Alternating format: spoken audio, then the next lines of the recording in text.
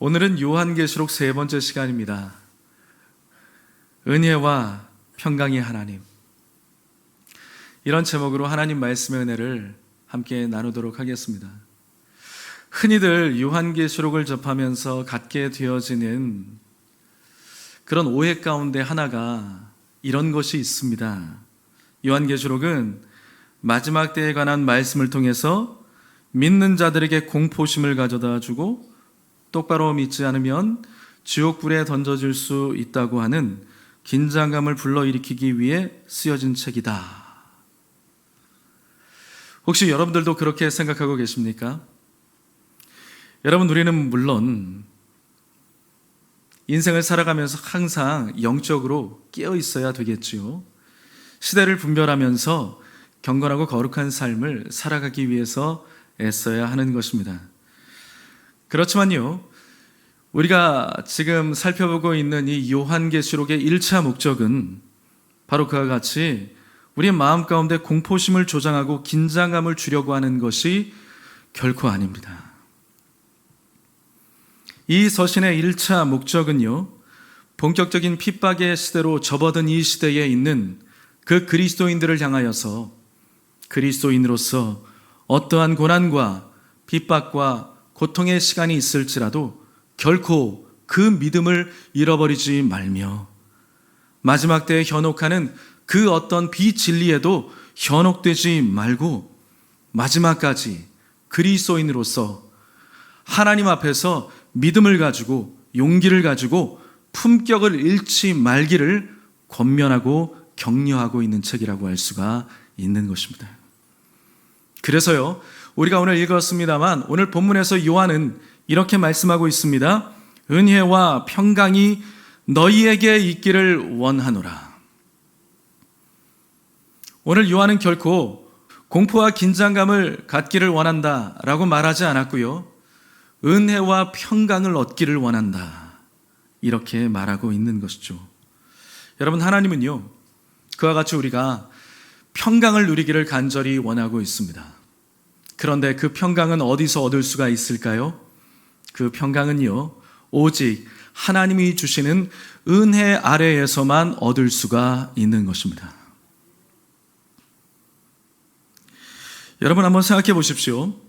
많은 사람들이 흔히 생각하기를 돈이 있으면 모든 것들이 다 될 수 있다라고 흔히들 생각을 합니다. 그런데 돈이 있으면 과연 행복하고 모든 것이 다 해결되고 그리고 더 나아가서 참된 평강을 얻을 수 있을까요? 물론 일부분은 누릴 수가 있을 것입니다. 그렇지만 완벽한 정말 평강, 그 평안함, 그것은요, 돈으로 얻을 수가 없는 것이겠죠. 우리가 흔히 하는 말로 그런 말 하지 않습니까? 가화만사성이다 라고 이야기를 합니다. 무슨 말이죠? 가화만사성이다. 가정이 화목하면, 가정 안에서 화목하면 만사에 하는 일들이 잘 된다라는 것이죠. 가화만사성이다, 그렇게 이야기를 합니다. 근데 어떤 분들은 그 말을 가지고 그렇게 이야기를 하더라고요. 가화만사성, 가정에서 화가 나면 만사의 성질이 난다. 물론 비슷한 의미인 것 같아요. 무엇이냐 하면 가정이 그만큼 중요하다고 하는 것이니까. 그럼 여러분, 가정 안에서 평안하려면 정말 필요한 것이 무엇이 있겠습니까? 돈이 필요하죠. 그래서 혹자는 그런 이야기를 합니다. 재화만사성이다 그럽니다. 돈이 있으면 모든 것들이 다 풀려진다라는 것이죠. 사람들이 그래가지고 열심히 돈 벌려고 노력합니다. 그런데 여러분, 안타깝게도요, 돈을 많이 번 사람들이 그런 고백을 합니다. 재화반사성이다. 돈이 아무리 많아봤자 만족함을 누리는 것, 평안함을 누리는 것 중간치밖에 안 된다라는 거예요. 그와 같이 돈이 모든 것들을 다 해결해 줄 수 없다라는 것입니다. 그래서 실제로 사람들이 돈 벌어가지고 큰 집을 만약에 사게 되면 가장 먼저 무엇 하는지 아십니까? 곳곳에다가 CCTV를 설치하고 담을 높게 쌓는 것이죠. 그와 같이 여러분, 돈이라고 하는 것이 결코 사람에게 진정한 평안을 가져다 줄 수 없다라는 것입니다. 그러면 권력의 자리에 앉으면 평안이 과연 찾아올 수 있을까요? 권력의 자리에 있으면 과연 평안할까요? 구소련의 독재자였던 스탈린이라고 하는 사람이 있죠. 이 사람 엄청난 그런 권력을 누리고 있는 사람이었는데, 이 사람은요, 침실이요, 몇십 개가 되었다고 합니다. 그래가지고 밤에 이 사람이 어디서 자는지 아무도 몰랐다고 합니다. 왜 그렇게 했을까요?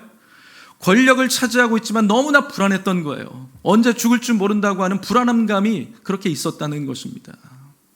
여러분, 그와 같이요, 진정한 평화는 우리 인생 가운데서 이 세상에서 얻을 수 있는 것이 아니라는 것입니다.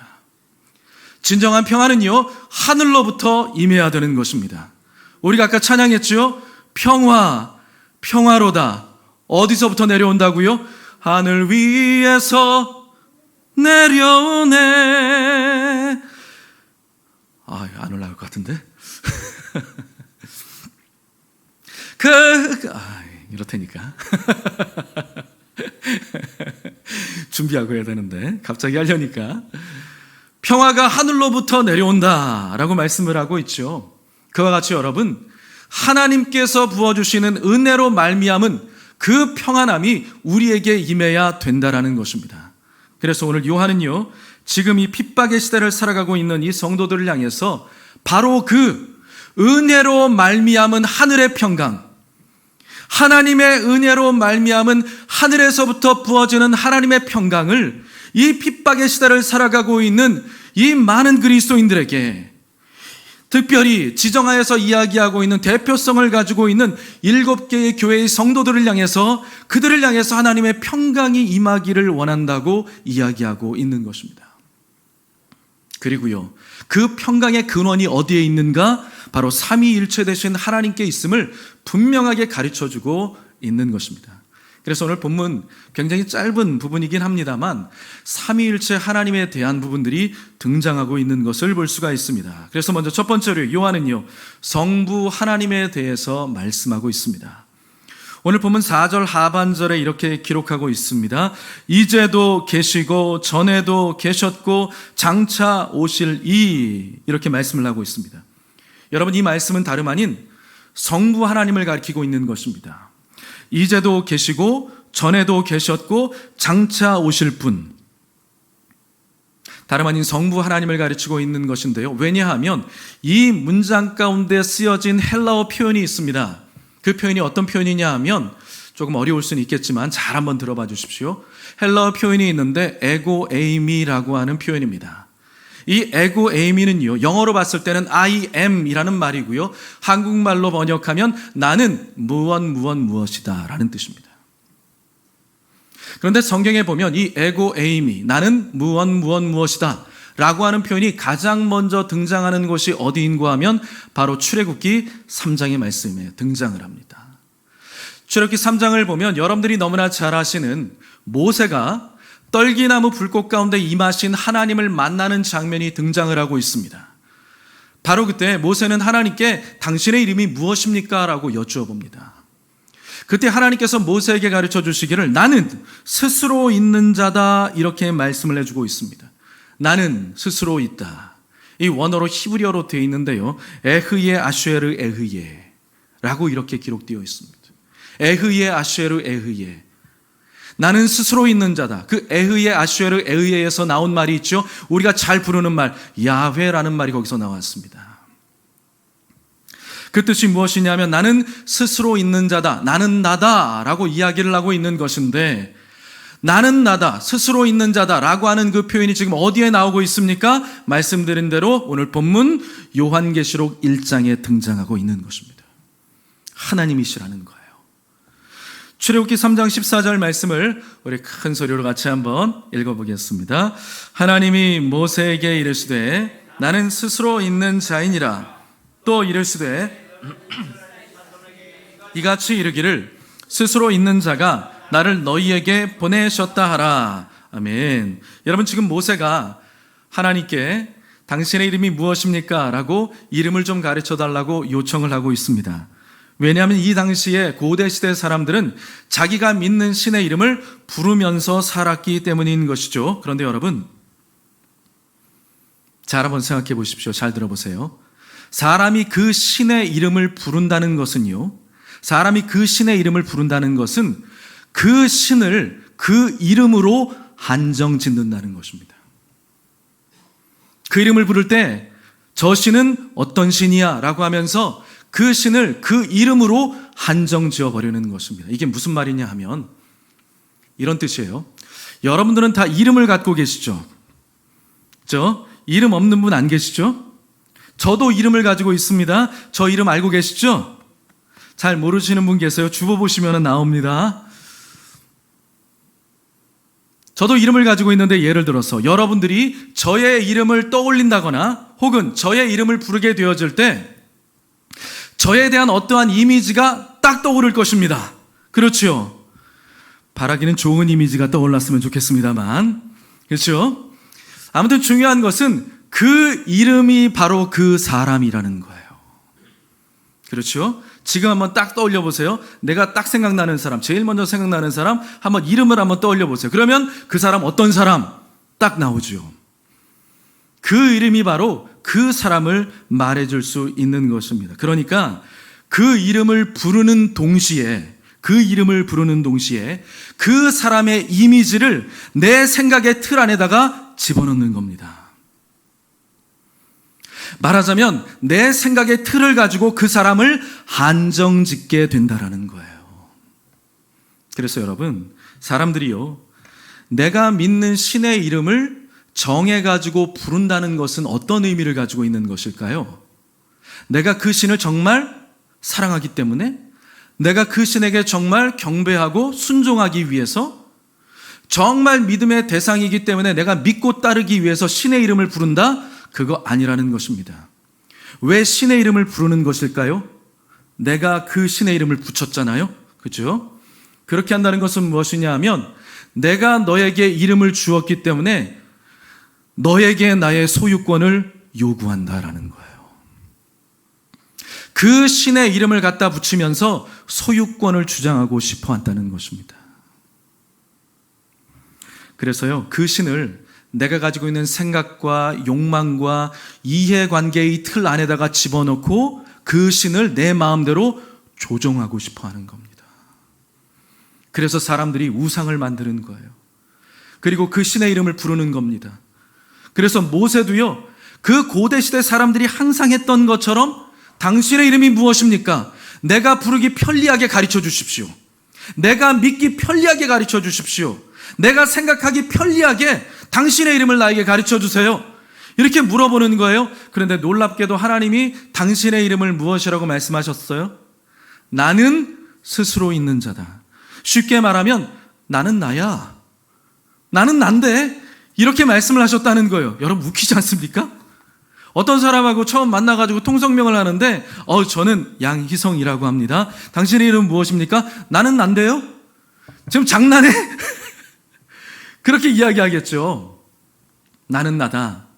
이것이 무슨 뜻이냐 하면 이것은 곧 나는 어떤 것으로도 한정 지을 수가 없는, 어떤 사람의 생각의 틀 안에다가 집어넣을 수 없는, 권세와 능력이 무한하고 너희가 쉽게 판단할 수 없는 영원하고 무한한 하나님이다. 할렐루야.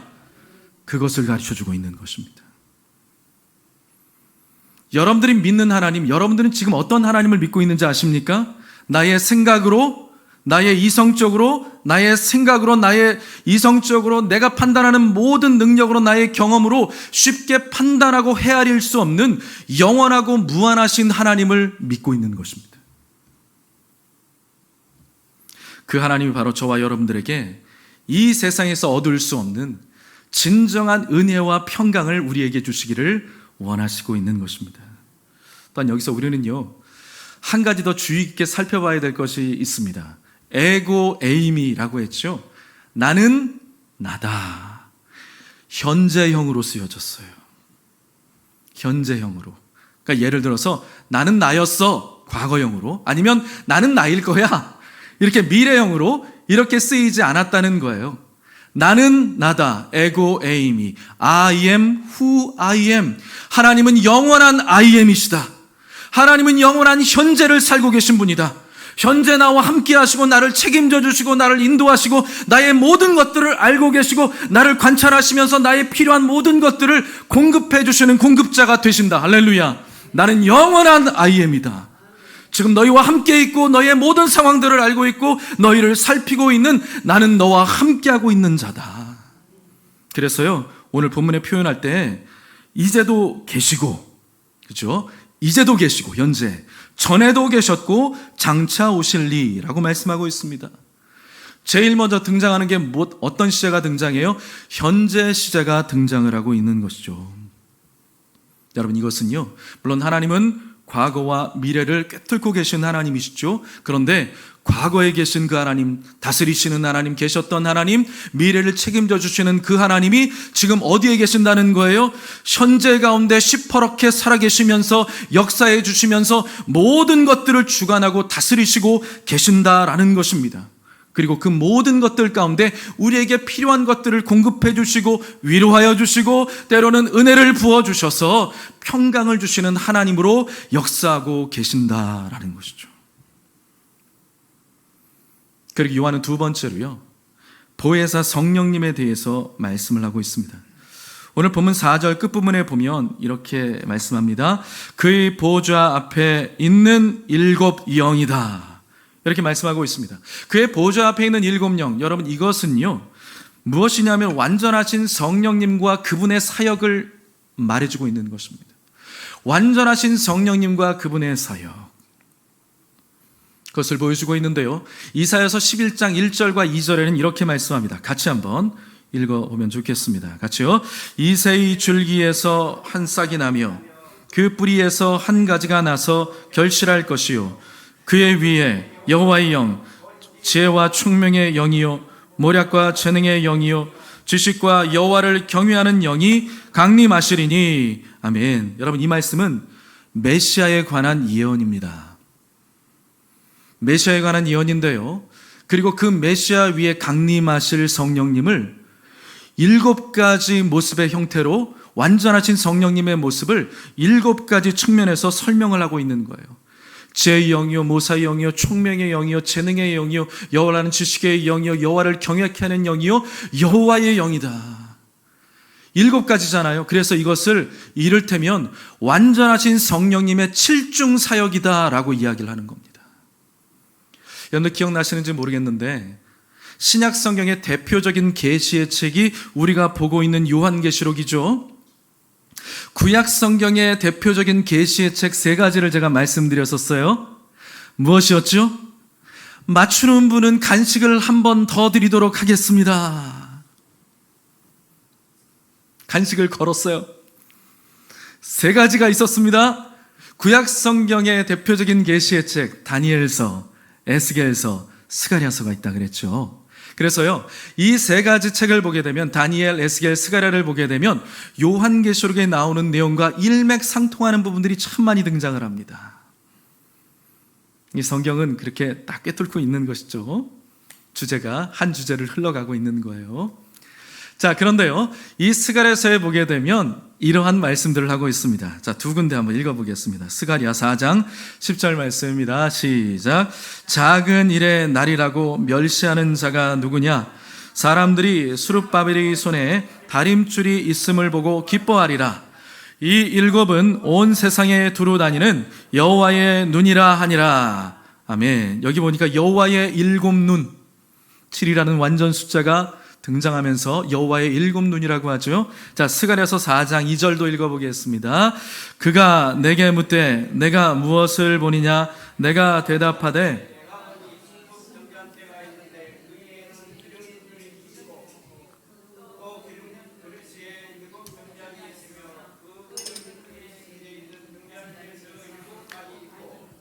아멘. 여기 보니까 순금 등대에 7 등잔이 있다, 이렇게 말씀을 하고 있습니다. 자, 2군데 우리가 읽어봤습니다만 여기 등장하는 여호와의 7눈, 그리고 순금 등대에 7 등잔, 모두 7중으로 완전하신 성령님의 모습을 표현할 때 등장하는 숫자들입니다. 이제 우리가 앞으로 계속해서 이제 살펴보겠습니다만, 이러한 성령님의 모습이 3장, 4장, 5장 계속 등장을 합니다. 그때 가게 되었을 때 좀 더 우리가 살펴보도록 하겠습니다. 자, 오늘 마지막 부분을 살펴볼게요. 세 번째, 요한이 누구를 말씀하고 있는가? 예수 그리스도에 대해서 말씀을 하고 있습니다. 본문 5절 상반절 같이 읽어봅니다. 또 충성된 증인으로 죽은 자들 가운데서 먼저 나시고 땅의 임금들의 머리가 되신 예수 그리스도. 아멘. 이렇게 말씀을 하고 있죠. 자, 여러분들은 예수님을 다 믿고 있는 분들이지요. 왜 뚱딴지 같은 말씀을 하세요, 목사님? 제가 왜 그런 질문을 할까요? 여러분들에게 다시 한번 각인시키기 위해서, 그리고 스스로 확인 한번 하시라고. 그런데요, 교회에 나오는 분들 가운데 예수님을 잘 모르는 분들도 사실 많습니다. 그래서 제가 여러분들에게 한번 확인차 여쭤보는 거예요. 자, 예수님을 여러분들 다 믿고 계시죠? 예수님은 여러분들에게 과연 어떤 분이 되십니까? 구원자가 되시죠. 또요, 어떤 분이 되십니까? 지금 말해도 간식은 2번 안 줍니다. 아까 지나갔어요. 자, 각자마다 생각하는 예수님의 모습이 있잖아요. 예수님은 나에게 어떤 분이야 그러지 않습니까? 우리가 옛날에 그런 찬양 많이 했어. 예수 나의 기쁨 아멘. 요건 좀 되네요, 찬양이. 자, 아무튼 예수 나의 신랑 아멘 할렐루야 이렇게 찬양하는 게 있었죠. 그러면 그 찬양하다가 찬양 인도자가 어떤 사람들 가운데는 그렇게 시키는 사람이 있어요. 앞줄부터 앉은 사람한테 예수 나의 뭐뭐 요거 시키는 거예요. 그래가지고 돌아가면서 막 시키는 거죠. 이제 순번대로 가는 거예요. 예를 들어 장로님한테 먼저 딱 가가지고 마이크 갖다 주면서 하나 둘 셋 넷 예수 나의, 민망하군요 좀. 네, 그렇게 해가지고 이야기를 하는 거예요. 그럼 이제 제가 저기 한 중간쯤 앉아있는데 저는 막 생각하는 거예요. 예수 나의 뭐라고 해야 되지? 예수 나의 기쁨 하자. 예수 나의 기쁨 딱 준비를 하고 있어요. 근데 바로 앞에 있는 사람 딱 시켰는데 이 사람이 뭐라고 해요? 예수 나의 기쁨 촐랑 해버리네. 그럼 찬양은 하나도 들어오지가 않고 뭐 해야 되지 막 그런 기억들이 있어요. 자, 예수님이 누구신가 물어볼 때마다 그 기억들이 떠오르는데 여러분 어떻습니까? 금방 떠오르지는 않지만 우리가 잘 생각해 보면 예수님은 나에게 어떤 분이야. 이런 것들을 다 우리가 고백하게 되잖아요. 기도할 때도 고백하게 되고 우리가 또 떠올리고 또 생각하게 되지요. 그런데 여러분 혹시 예수님이라는 분을 떠올릴 때 혹시 예수님을 충성된 증인이다 이렇게 떠올리는 분 계십니까? 예수님은 충성된 증인이십니다. 이렇게 생각하시는 분 거의 없죠. 그런데 오늘 본문에 보면요, 우리에게 좀 낯설기는 합니다만 예수님을 향해서 충성된 증인이다 이렇게 표현을 하고 있습니다. 여기서 말씀하고 있는 증인이라는 말은 헬라어로 마르투스라고 하죠. 이 말의 뜻은 순교자라고 하는 뜻을 가지고 있습니다. 그러니까 예수님은요, 하나님의 말씀에 순종하여서 십자가 위에서 자신을 내어주신 분입니다. 죽임을 당하셨다는 거예요. 그렇기 때문에 예수님은 순교자가 되시는 거예요. 더불어서 예수님은요, 충성된 증인이라고 할 수가 있는 것이겠죠. 그러니 여러분, 이 말씀을 들을 때 초대교회 성도들, 지금 정말 이 당시 엄청난 박해의 시기가 이들에게 당면하여 가지고 굉장히 큰 고통 가운데 있는 이들을 향해서 예수님이 무엇이 된다고요? 충성된 증인이다. 순교자가 되신다. 이런 이야기를 듣게 되니까 극심한 박해 가운데 있었던 이 교회 성도들이 얼마나 위로받겠습니까? 내가 지금 당하고 있는 고통 너무나 괴롭고 힘들지만 예수 믿는 것 때문에 당하는 고통이 너무나 힘들지만 주님이 먼저 나를 위해서 고통당해 주셨구나. 여러분, 그래서 예수님은요, 우리가 고난받고 힘들어할 때 우리의 처지와 고통과 아픔을 너무나 잘 아십니다. 외면하지 않으십니다. 왜냐하면 예수님은 고통의 선배시거든요. 우리가 당하는 그 고통 너무나 크지만 그 고통의 몇 갑절에 달하는 고통을 예수님은요, 당하셨다는 것입니다. 그러니 이 말씀을 듣고 있는 7교회의 성도들이 얼마나 위로가 되겠습니까? 그리고 모델이 될 수가 있었다라는 것이죠. 예수님이 그렇게 이 귀한 성도들에게 위로와 모델이 되고 있다는 거예요. 더 나아가서요, 계속해서 예수님을 무엇이라고 표현합니까? 죽은 자들 가운데서 먼저 나신 자. 죽은 자들 가운데서 먼저 나셨다. 여러분, 이것이 무슨 뜻이냐 하면, 먼저 나셨다라고 하는 것은 세상에 먼저 태어났다라는 의미가 아닙니다.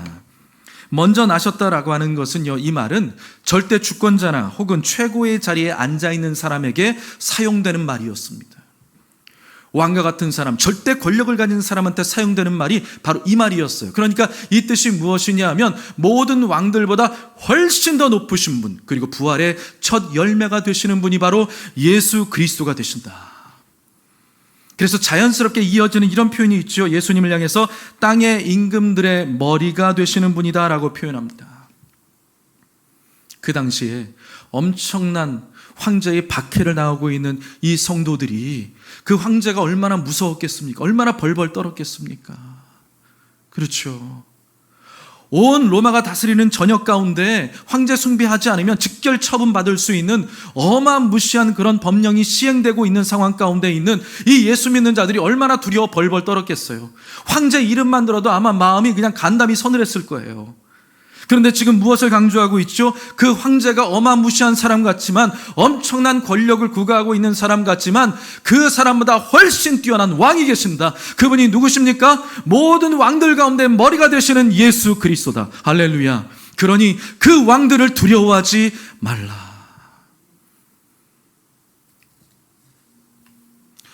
그와 같이 우리 예수님께서 높으신 분이라는 사실을 강조해주고 있는 것입니다. 여러분, 이 예수님에 관한 부분을 볼 때 우리는 무엇을 볼 수가 있죠? 이 당시 극심한 박해의 환경 가운데 있었던 이 그리스도인들을 향해서 예수님처럼 충성된 증인의 삶을 살아야 한다. 그리고 어떠한 고난을 당할지라도 우리에게는 부활의 소망이 있다. 그리고 또한 그 무지막지한 로마 황제의 통치, 우리가 지금 당하고 있지만, 너희가 당하고 있지만, 그 통치도 왕 중에 왕 되시는 예수님의 통치 가운데 있는 것이니 두려워하지 말고 믿음을 갖고 소망을 잃지 말기를 주님께서 원하시고 있는 것입니다. 여러분, 예수님은 지금도 여러분들과 시퍼렇게 살아가지고 함께하고 계십니다. 여러분의 힘들고 괴롭고 고통당하는 그 모든 형편들을 예수님이 너무나 잘 아세요. 여러분, 사람이 고난당하고 힘들고 괴로운 일들 많이 겪고 나면, 그 모든 과정들을 통과하고 나면 나중에 그런 고통과 어려움을 겪은 사람들을 마주할 때, 여러분, 다른 말 하지 않아도 그 사람 그냥 한번 안아주어도요, 그 사람은요, 모든 것들을 다 느낍니다. 고난의 선배가 되어진 사람들은요, 말을 할 필요가 없는 거예요. 몸으로 다 당해냈기 때문에 그의 말 한마디, 행동 하나하나, 그 모든 것들이 고난당하고 있는 사람들에게 능히 위로가 되어주는 것이죠. 그래서 안타깝게도 가정 안에서 일찍 세상을 떠나가지고 천국에 간 그런 식구들 있잖아요. 그래가지고 장례식장에 가게 되어지면 누가 가장 많이 위로를 해줄까요? 그런 아픔을 경험해보지 못한 사람은요, 아무리 100마디를 해도요, 위로가 잘 안 돼요. 그런데 이미 그 전에 내가 그런 고통과 어려움을 겪었잖아요. 그런 슬픔을 당했잖아요. 그 사람한테 가가지고 그냥 안아만 줘도요, 위로가 됩니다. 왜요? 나는 고난을 먼저 당한 선배니까.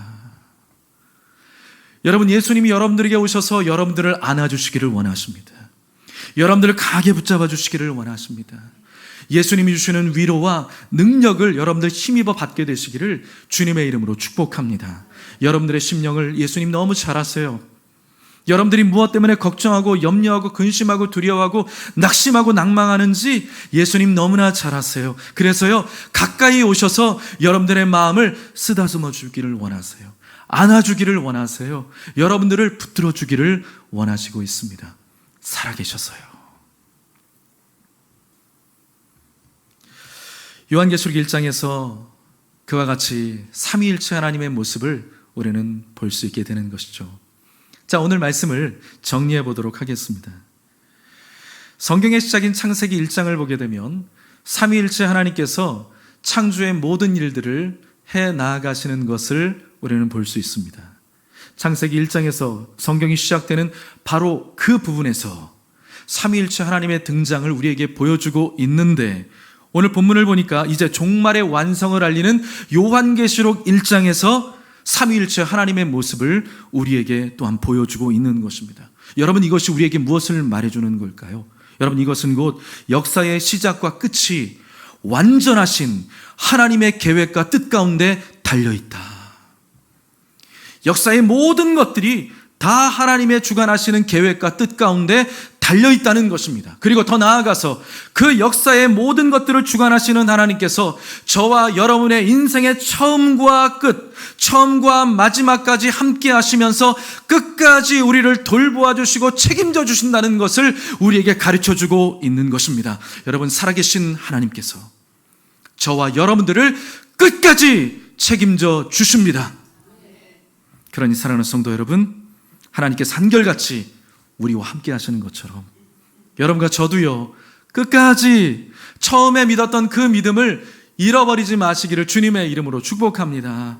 오히려 그때의 순수함, 그때의 열정, 그때의 사랑, 그 모든 것들이 여러분들 시간이 지나가면서, 오늘 권사님이 기도 잘하셨는데 가을이 오잖아요.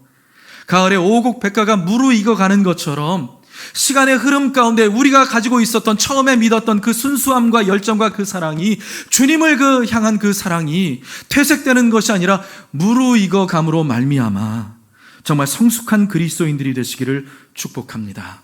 그래서 여러분, 이 시대 가운데 나를 지치게 하고 힘들게 만들고 무너지게 만드는 그 수많은 믿음의 도전 앞에서 나를 끝까지 주님이 책임져 주고 계시지, 나와 함께하고 계시지, 나의 삶을 돌보고 계시지, 지금 나를 인도하고 계시지 라고 하는 그 하나님을 굳게 믿으면서 하나님이 주시는 용기를 갖고 평강을 누리며 은혜 가운데 나아가는 저와 여러분들이 되시기를 주님의 이름으로 축복합니다. 기도하겠습니다.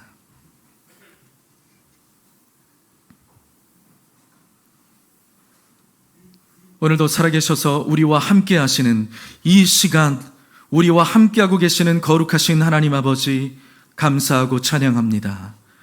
우리가 아는 사이에 모르는 사이에 언제든지 우리와 함께 하시면서 우리를 지켜주시고, 우리가 잠들어 있을 때에도 졸지도 않고 주무시지도 아니하시면서 우리를 바라보시고 지켜보시는 좋으신 하나님 아버지, 하나님이 살아계신 것을 우리로 느끼고 깨달아 경험할 수 있도록 은혜를 베풀어 주시옵시며, 그 믿음을 가지고 이 험악한 세대를 살아갈 수 있도록 우리 모든 성도님들에게 성령과 능력으로 충만하게 임재하여 주시옵소서.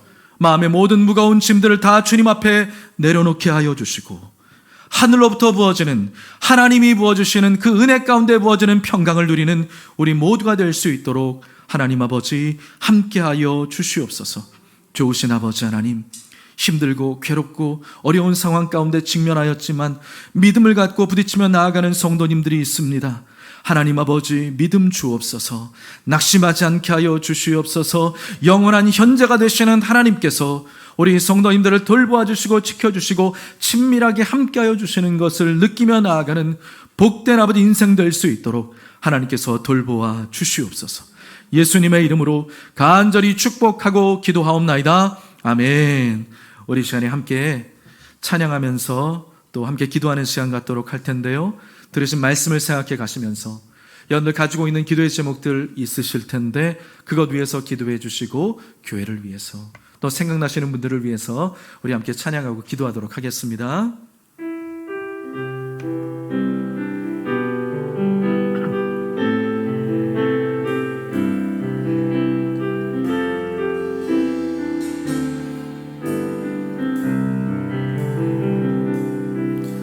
나의 피난처 예수 의지해요. 나의 피난처 예수 의지해요. 나의 가는 길에 거센 바람 몰아쳐와도 나의 피난처 예수 의지해요. 나는 영원히 주님, 나는 영원히 주님 사랑해요.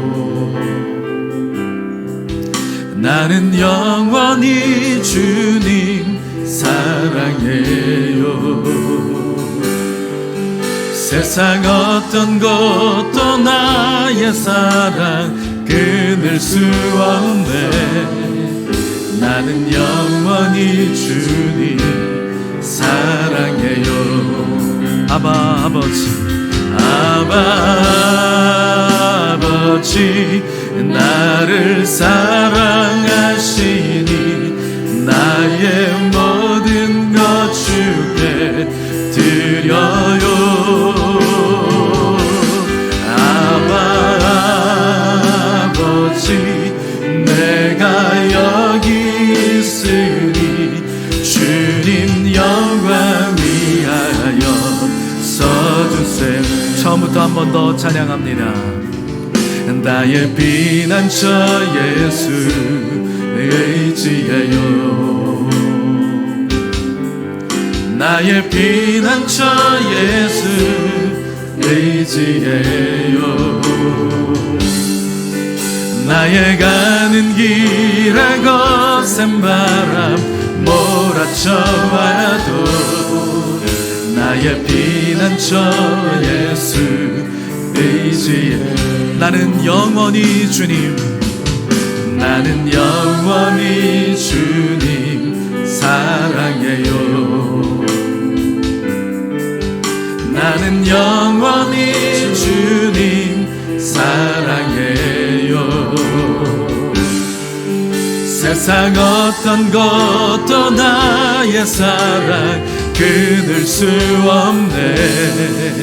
나는 영원히 주님 사랑해요. 아바 아버지, 아바 아버지, 나를 사랑하시니 나의 모든 것 주께 드려요.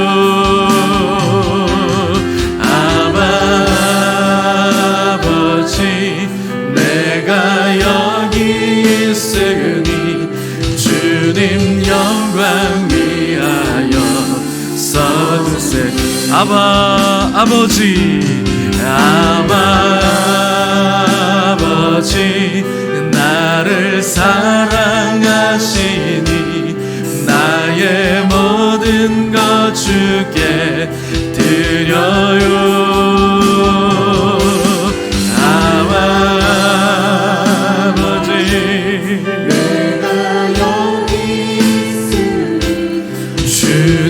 영광 위하여 써주세요. 주의 이름 세 번 부르고 기도하겠습니다. 주여